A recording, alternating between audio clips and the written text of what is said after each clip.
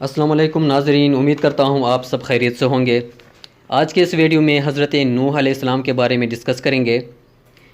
حضرت نوح علیہ السلام اور حضرت نوح علیہ السلام کی دور میں آنے والی طوفان اور کشتی نوح اور اس کے بعد نسل نوح کے بارے میں ساری باتیں آج کے اس ویڈیو میں ڈسکس کرتے ہیں کہ نوح علیہ السلام کے بعد انسانی نسل کا آغاز دنیا میں کیسے ممکن ہوا، نوح علیہ السلام کے کل کتنے بیٹے تھے اور ان کے نام کیا تھے اور ان کے نسل آج کل دنیا میں کہاں کہاں آباد ہیں۔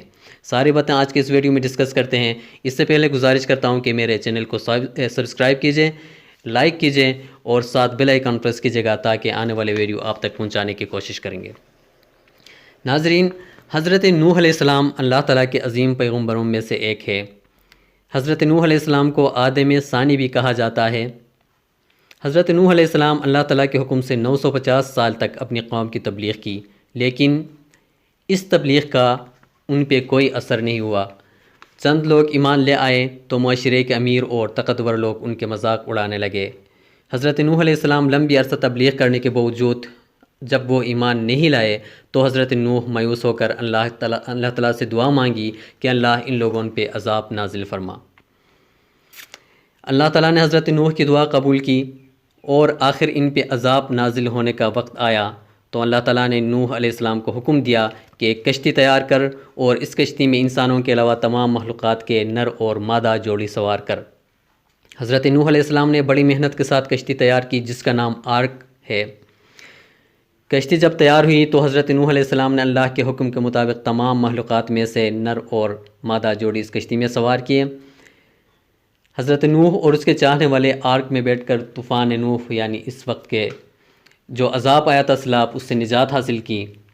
بدقسمتی سے حضرت نوح کا ایک بیٹا اس کشتی میں بیٹھنے سے انکار کی اور کافر منکر لوگوں کے ساتھ طوفان نوح میں غرق ہو کے ہلاک ہو گئے۔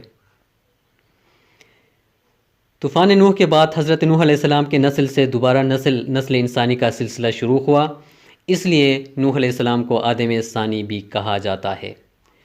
حضرت نوح علیہ السلام کے 4 بیٹے تھے، یام، سام، حام اور یافس۔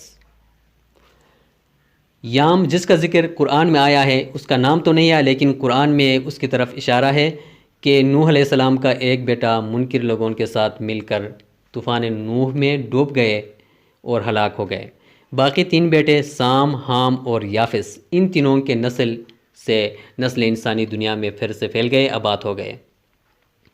سامی نسل یعنی کہ سام براعظم ایشیا کے آباد ہو گئے اور ان کے نسل ایشیا کے ممالک میں ہے۔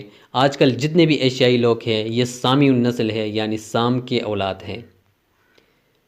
سامی النسل سام کے اولاد 2 حصوں میں تقسیم ہے، ان میں brown caste and yellow caste. Pakistan, عرب، انڈیا، بنگلہ دیش، افغانستان، یہ سارے جتنے بھی براؤن کلر کے ہیں یہ براؤن کاسٹ میں آتے ہیں۔ یلو کاسٹ میں چائنا، منگولیا اور جاپان کے لوگ آتے ہیں، لیکن سب ملا کے یہ سارے سام کے نسل سے ہیں۔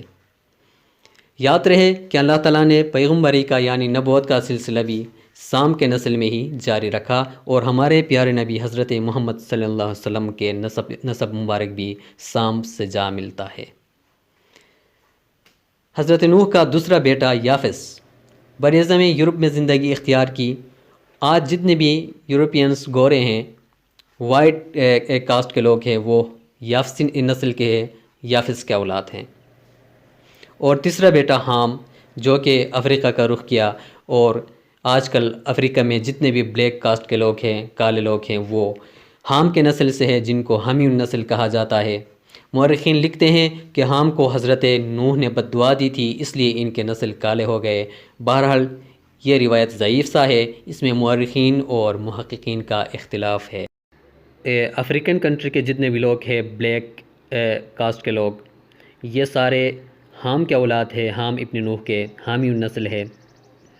یورپین کنٹریز میں جتنے بھی گورے ہیں، وائٹ کاسٹ کے لوگ ہیں، یہ یافس کے اولاد ہیں، یافس ابن نوح کے۔ اور ایشیا میں ایشین کنٹریز میں جتنے بھی لوگ ہیں یہ سام کے اولاد ہے، سام ابن نوح کے۔ ناظرین، یہ چھوٹی سی انفارمیشن آپ کے ساتھ شیئر کرنے کی کوشش کی تاریخی حوالے سے۔ غلطی سرزد ہوئی ہے مجھ سے تو کمنٹس میں میری رہنمائی فرما سکتے ہیں، گائیڈ کر سکتے ہیں مجھے۔ اللہ ہم سب کا حامی و ناصر ہو، اور دعاؤں کے ساتھ آپ سے اجازت چاہتا ہوں۔ اللہ حافظ۔